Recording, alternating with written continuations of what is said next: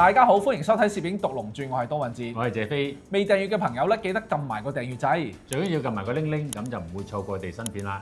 係啊，謝飛啊，嗱咁啊，最近咧我哋都受到呢個風暴侵襲啦。係啊，哇，好得人驚啊！哇卡沙，哇卡沙，哇！係啊，有冇受影響啊？你屋企？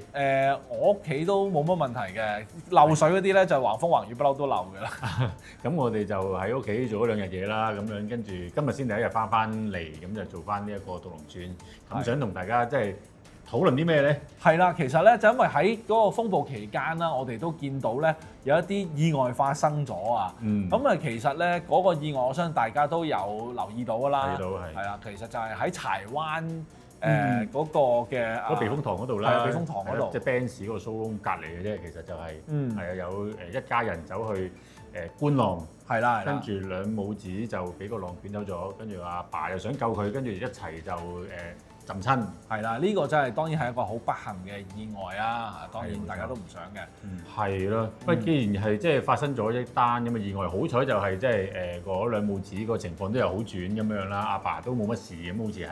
咁但係即係關於我哋呢啲攝影人係咩事咧？係啦，咁其實咧係因為我喺度揾下呢個資料搜集嘅時候啦，到底呢個地方或者其他地方喺香港裏面會唔會好多時有呢啲打卡意外，或者係一啲叫做觀浪啊、追風嘅意外發生咧？咁樣啊，都係其實因為係影相啊、打卡咧，我哋係集中喺嗰個 viewfinder 或者係部相機嗰度點樣去取景啊嗰度，即係好容易係分神咧，令到自己或者自己部相機或者係自身嘅安全咧，都突然間忽略咗㗎。係啊，即係可能即係大家都識得咧羅拔卡拍嗰句嘢啦，即係你影得唔夠靚係因為你行得唔夠近啊。係，但係即係遠攝鏡都可以影到好作品嘅，譬如話今次南華早報影到將軍澳海邊啦，有個仁兄坐喺張凳度，成個浪冚埋嚟，都係用遠攝鏡影嘅啫，其實係啊，唔一定要用廣角鏡行埋去佢後面，跟住同佢 say hi 咁樣影嘅。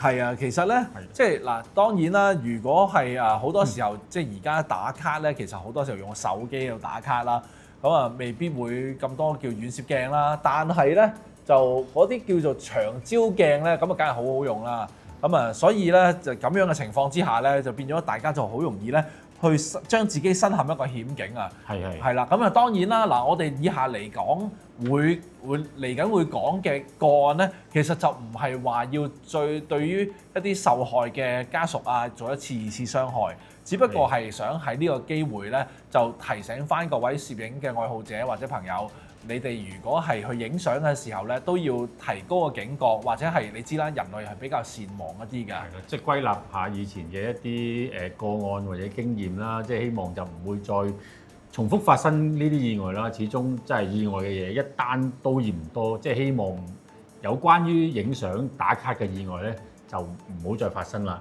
所以我哋咧就其實之後又會再分享一啲即係比較常見到一啲攝影嘅意外嘅地點啦，同埋一啲行為啦，令到大家係即係有啲警惕咁樣嘅。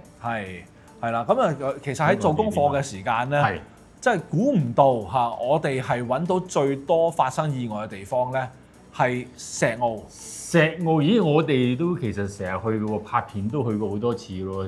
不過其實石澳好大嘅，有石澳嘅沙灘啦、後灘啦，又有個即係有條街咁樣啦，石澳山仔道咁樣啦。即係你講緊即係發生意外嘅係當然喺石澳嘅海邊啊，即係比較出名多意外咧，其實係佢嘅大頭洲。大頭洲嗰邊，即係情人橋再行過少少咁樣嗰度咯喎。係啦，嗰邊即係好多石頭啊喺度。跟住之後你要行過啲大石啊，咁其實嗰個嘅岸邊，我哋都喺嗰度拍片嘅。有時譬如話夏天嗰陣時咧，都好多人行去嗰個夜晚啊，行落去嗰啲石灘上面影嗰啲銀河啊，或者係星軌嗰類嘢嘅，即係立埋嗰個情人橋做前景，個畫面都幾靚嘅。係啊，我哋都有去過啊，係咯。即係情人橋嗰度，即係嗱，當然喺條橋上面咧，你喺風和日麗嘅日子其實都安全嘅。係風和日麗嗰陣時走去下面嘅石灘，即係其實都唔大浪嘅望落去。係啦，但係一有浪上嚟咧，會點樣樣咧？係啦，有浪嘅時候咧，其實我哋其實好難去預計到啊。嗱，譬如咁講啦，如果你話通常咧一有浪咧，一冚過去你咧，其實唔係話即係將你成個人咧由頭冚到落腳。其實只需要打到你嗰個失足咧，即係重心嘅時候咧，咁就已經可以隨住嗰個海水咧就將你即係沖走㗎啦即係好似富麗敦酒店嗰個員工咁樣，到啲水一湧埋嚟，跟住就失足咁樣，好似真係瀡走咗㗎啦，已經係木板咁樣，因為有浮力㗎嘛，人都係。係啊。係啊，所以其實係即係舊年咧就已經有一單即係新聞㗎咯。其實2024年話有3個遊客咁就去咗嗰個大頭洲啦，咁樣叫打卡影下相咁樣啦。跟住三兄妹嚟嘅，阿妹就跌咗落去水咁樣啦，因為2個阿哥落去救佢，結果3個都浸親，跟住2個就救唔翻啦。咁其實就都見到嗰個危險性都高，即係見到打卡啫嘛，喺嗰度就變咗即係捲咗落去咁樣啦已經。其實因為喺海邊打卡咧，最大嘅危險性咧，即係當然係啲浪啦，亦都係就話當有其中一個人失足嘅時候咧。救佢嘅人咧，亦都係可能因為心急即係有危險啦，都會係啦，佢都未必話好叻游水，但係就變咗我親人跌咗落去喎，我都要救，係啊，但係變咗係大家一齊浸親咁樣。係啦，因為有類似咁樣嘅個案啦，其實就係有另一個地方就係東龍島啦。係咁啊，東龍島其實喺2-3年前啦，22年嘅時候有一單咁樣嘅意外，就係有個有位女仔啦，咁佢喺岸邊度打卡，然之後就又係失足跌咗落水，跟住之後咧就佢嘅繼父去救佢，咁啊但係係啦，即係一齊就救唔翻啦。女仔係救得翻，咁啊即係繼父又救唔翻啦。係咁其實係因為呢啲情況係好難去話點講咧？你到底做足安全措施先去救人啦，定係話係你即刻落水救人搏一搏咧？咁通常手頭上面都即係冇任何即係嗰啲叫做助浮嘅工具喺度嘅，即係唔會隨身攬住個水泡去影相啊、行山咁樣㗎啦。即係係咯，咁預計唔到嘅其實呢啲，即係唯有係盡量唔好行咁近個岸邊咯。咁個石澳後灘其實就2005年啦，最早我聽過嗰單新聞已經係我嗰陣時好有印象，因為我早1年先至喺嗰個位影過相嚟嘅啫，好似嗰個人咁樣成大博士生，話喺石澳個後灘嗰度，咁好近嘅水邊嘅，突然間掛住影相，一個浪捲埋去，跟住又係沖走咗，個朋友都救唔到啦咁樣，咁變咗係真係石澳都幾高危嘅先。石澳高危啊，真係。另外就係東龍島就暫時個個案就唔係話好多嘅啫，真係好似2022年嗰單咁樣啦。但係其實東龍島都多危險嘅地方，危險地方多係啦，因為佢又有懸崖啦，咁亦都又有啲譬如咩龍噴水啊嗰啲咁樣嘅平台啦，嗰啲海蝕平台咁樣嗰類嘢咧。崖邊就喺隔離咁樣。係啦，其實就即係當然亦都可能因為咁樣眼見到危險啊。所以相對嚟講，大家都會防範多啲嘅。但係浪就可能突然間湧過嚟啦，亦都可能你有時影相嗰陣時，你係背住個浪，背住個灘咁去影啦。咁所以即係捲埋嚟嗰下，你都未必知有個浪湧緊埋嚟。係啊，即係好似有一個 case 就係鴨脷洲鴨脷排嗰度啦。咁跟住之後其實係有一個大浪嚟嘅，係一個大浪咁啊冚過去，然之後就沖走咗。鴨脷排多唔多人？算唔算係一個熱門嘅影相嘅地點咧？唔係影相熱門地點咯，我覺得佢係即係遠足行山嗰啲啊嘛。係咪嗰啲裙邊遊咁樣啊叫做？即係有啲人係中意沿住嗰個海邊嘅崖邊咁樣一路擒下咁樣擒過去噶嘛。我覺得嗰度啊，我自己去過咧，其實就唔算係話非常危險嘅。咁只要你唔好行到咁出，係啦。即係所以就係太過進取咁樣挑戰自己嗰個。即係太過高估自己嘅能力啦，可能係叫做係或者係真係太多潛在嘅不知未知因素咯，咁樣係始終都唔係一啲真係好多設施係俾你去遊玩嘅地方，一啲真係大自然嘅景點，咁就要特別注意下呢啲安全啦。嗱，頭先我哋講咗水邊啦，但係其實咧，我諗石澗咧，大家都好容易忽略咗佢嘅危險性嘅。係啊，其實即係好多香港大大小小嘅石澗咧，都出過一啲意外，即係影相又好，唔影相又好，都有嘅。其實，譬如話係喺呢個梧桐寨咁樣啦，都試過有人係影相咁而係失足咁樣跌落嚟，或者係新娘潭啦。係啊，新娘潭係啊。大嶼山嘅嗰啲泥沙石澗啦，咁樣都話可能喺嗰個石澗裏邊影緊相，但係就失足可能即係你如果係自己一個嘅話咧，就仲難搞，都唔知邊度揾翻你咁樣樣。哦，係啊，即係可能真係失咗足嘅時候就咁失蹤㗎啦，跟住之後就係啊，揾你唔到咯，就係。2019年嗰陣時就有個菲傭啦，咁樣可能喺呢個唔同大石間啊，喺8米高嘅瀑布頂跌咗落嚟咁樣啊！哇，係咁，即係佢冇欄杆嗰啲位，係咯，其實就係咁石間個危險嘅地方咯。觸目驚心喎呢個。係瀑布頂啊嘛，即係可能係你覺得喂嗰個地方望落去咧，下面先係最靚喎，你有冇裝下咁樣，跟住就跌咗落去都未停。都係啊，因為就算你話識游水都好啦，因為其實你咁高跌落去咧，可能你係跌落去嘅時候係冚到啊，即刻昏迷咗啊咁樣。都100米高咩都搞唔掂㗎啦。係咯，100米啦，8米啊嘛。100米啊，呢度100米啊！哇，100米就係有咁高，我唔知，因為我就未去過嘅。但係即係新娘潭咧，就算唔係話喺個瀑布頂咧，即係你要去嗰個瀑布底嗰度，你都要擒上去啲石咧，其實都可能會有啲意外。雖然又唔係好高，咁一個人咁高嘅啫，嗰啲石。哇！咁其實都係啦，即係你跣到你都已經係可能係冚親個頭。係啦，即係所以如果即係可能係大雨過後啊，又或者係嗰排天氣麻麻地嘅話，都即係盡量避免啦。咁我諗嗰啲地方係啊，真係即係嗱，其實咧即係除咗石間之外啦，咁其實仲有譬如啲山崖邊啦。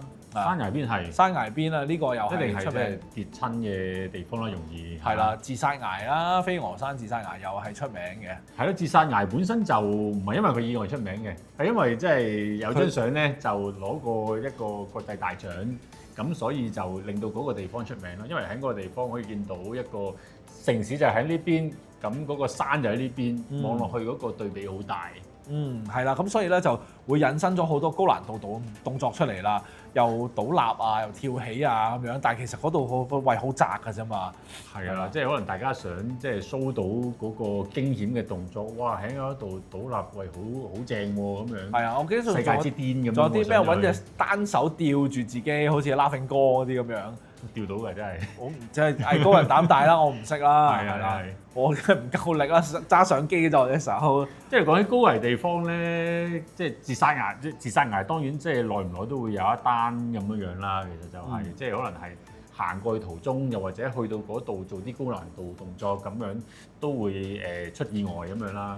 另外其實有個地方咧，唔知點解我即係見到其實有好多人做一啲高危動作，但係暫時 touch wood 咧都仲未聽過有意外發生嘅。喺邊度咧？就係歌連臣角嗰個炮台遺址啊，即係嗰個電視框嗰度。哦，嗰個電視框啊，大銀幕廢墟大銀幕咁樣嘅。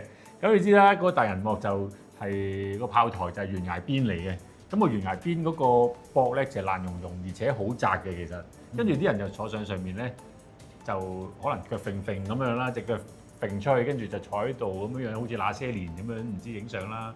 有啲就可能係瑜伽動作啦，單腳企啊，咁拉下筋啊，咁嗰啲。係啊，好興嘅真係。我都唔敢啊！上次我哋去拍片，即係上去嗰度影相，我都係要叉隻腳入去裏邊嘅。其實我都唔敢企正嗰個電視框嘅邊嗰度，因為實在真係有啲咩失足。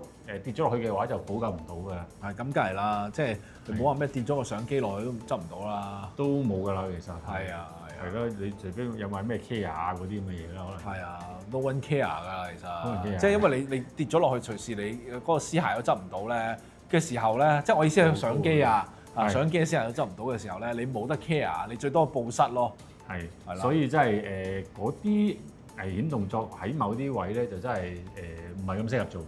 係啦係啦，咁但係咧，你講起呢一個危座啊，即係譬如隻腳掉出去咧，我真係估唔到有個地方咧係即係咁都諗得到啲人就係知名橋啊！哦，係知名橋，唔係喺裏面影嘅，只不過我哋都成日去嗰度拍片㗎。係啦，即係可能我哋咧就會叫個 model 啦，跟住之後探個頭出去，跟住我哋都挨住探個頭出去嗰個窗出邊嘅啫。係啦。咁但係點做咧？其他人？但係咧，我就睇到有張相咧，就係話將吊腳啊，向住外面馬路咁樣坐。係唔好話咩？我即係年少輕狂嘅時候，即係我都試過叫我 friend 咧，咁成兩隻腳棟咗喺上面坐，即係唔會叫佢吊隻腳出去外面，但係都成個人即係好似我側邊咁樣係啦就個屈咗上嚟坐喺個橋邊嗰度咁樣。係啊，都驚險㗎，即係後生嘅時候係會咁樣嘅，但大家唔好做係唔鼓勵，係唔啦，好做呢啲啦，真係真係其實唔係特別靚嘅，即係個畫面。真係啊，影咗出嚟。我遲啲揾過第二啲地點係拍到啲類似嘅嘢。嗱，我係俾大家唔會 show 嗰張相俾大家睇。第一就係即係我唔鼓勵大家去咁樣做。第二嗰張相唔靚。係啦，即係我唔會好普通嘅啫，其實係啦，我覺得好普通，即係反而係有少少奇怪添啊，係又冇乜藝術性抽象，總之係唔恰當啦，我就覺得。所以就真係呢啲為咗影張相而做啲咁高危險嘅動作，就個直播率唔高嘅其實。係啊，咁其實咧，即係除咗呢個之外咧，仲有呢個城市裏面咧，仲有堅尼地城啦，係啦。堅尼地城有冇出過意外？有嘅係好似係嗱上環啊嗰個位係，唔記得上環定堅尼地城，跟住咧係有內地女子咧就失足墮海嘅咁樣係。哦，即係嗰個堅尼地城嗰個海邊好大浪嗰度。應該係好打卡嗰度咯，打卡嗰度，好打卡嗰度，應該就係嗰個咖啡店出邊嗰個位啊嘛，你講緊。係咯，嗰度其實即係嗰度其實就俾浪即係冚過嚟去啲唔覺意失足跌咗落海都未頂。係啊，我諗其實佢唔單止即係唔需要話冚個浪啦，因為本身嗰個地方交通都好矮嘅，係啦，同埋交通都繁忙嘅，即係你係要出咗去，咦，其實嗰個位已經係有告示牌話俾你聽，唔好喺嗰度影相啊，唔好挨喺個欄杆，呢度唔係行人路嚟㗎。係啊，因為交通太繁忙，條路又窄，所以就又多人去影相，所以就真係有危險嘅話咧，就有意外一啲都唔出奇啊！呢度係。係啊，冇錯啊，真係啊，即係其實呢啲咁嘅地方咧，即係大家係好難去預計到咧，到底有啲咩意外去發生嘅。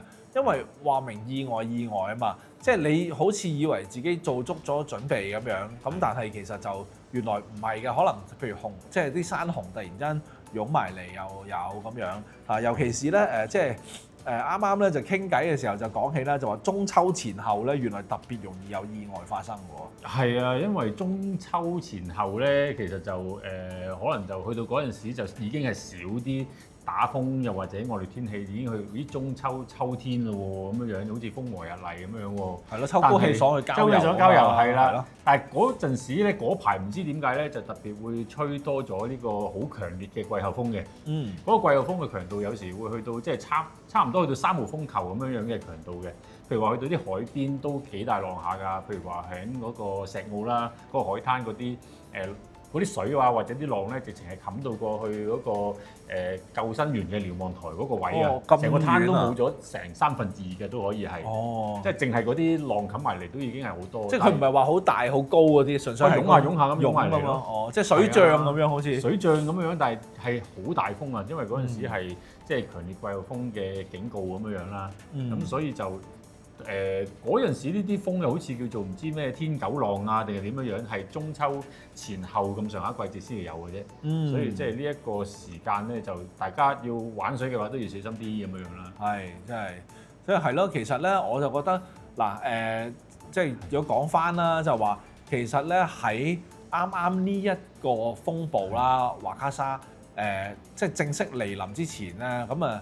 即係都新聞上面咧都發佈過就話啦，即係希望各位市民唔好去追風啦。咁如果去追風嘅時候，即係或者影響到啲紀律部隊啊、嗰啲公務人員啊，佢哋運作嘅時候咧，就可能就會嚴正執法咁樣去拉你啦。簡單嚟講係。係咯，即係而家就好似就未有呢啲法例話，喂你追風有啲咩懲罰咁樣嘅，但係即係坊間都好多人嘅意見就係話，喂你做啲咁危險嘅動作，影響到自己，又影響到危害到一啲拯救人員嘅話，應該有條法例去禁咗佢哋做呢啲嘢，有啲懲罰嘅咁樣樣。但係即係我自己個人就覺得咧，即係有一啲咁樣樣嘅法例嘅話咧，其實都未必話係即係一件好事。始終即係法例嘅嘢，可能係喂見到 work 嘅喎，咁可能即係涵蓋嘅範圍會越嚟越多，越整越多都未定。到時大家即係可能喺影相啊或者玩嘅自由度又會少啲嘅咯喎。係啊，即係我覺得。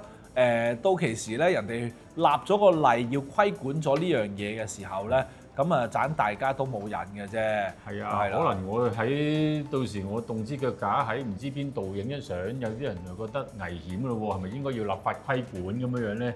即係你有時係即係老實講，可能影相有啲地方咧，即係有時喺某啲天氣嘅情況之下都幾危險，但係有時就又亦都可以係值得去試嘅。咁有啲地方好灰色嘅有啲地帶，咁但係一立法規管嘅就冇㗎咯喎，可能係即係到時一啲地方會起咗個欄杆，一啲地方就整個大嘅告示牌殺咗你風景咁樣都已經夠皮啦。係啊，或者封咗你咁樣樣，就變咗係即係可以影相嘅空間會越嚟越細。係啦，咁啊不過咁講啦，即係我哋咁樣去帶起呢個題目咧，就唔係話要做一個叫做批鬥啊咁樣嘅行為嘅。